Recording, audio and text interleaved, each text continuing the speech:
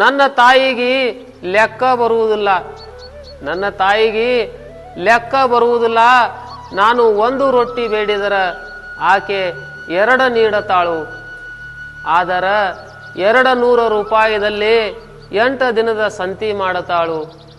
ಅಡಿಗೆ ಮಾಡುವುದು ಎಷ್ಟು ಕಷ್ಟದ್ದು, ಅಡಿಗೆ ಮಾಡುವುದು ಎಷ್ಟು ಕಷ್ಟದ್ದು. ಮಕ್ಕಳು ಹೊಟ್ಟೆ ತುಂಬ ಊಟ ಮಾಡಿದರ ತನ್ನ ಕಷ್ಟವನ್ನೇ ಮರಿತಾಳು.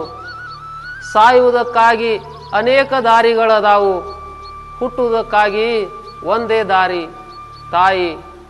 ನಮ್ಮ ಜೀವನದೊಳಗ ದೇವರು ಸಿಗುತ್ತಾನಿಲ್ಲೋ ಗೊತ್ತಿಲ್ಲ, ನಮ್ಮ ಜೀವನದೊಳಗ ದೇವರು ಸಿಗುತ್ತಾನೋ ಇಲ್ಲೋ ಗೊತ್ತಿಲ್ಲ.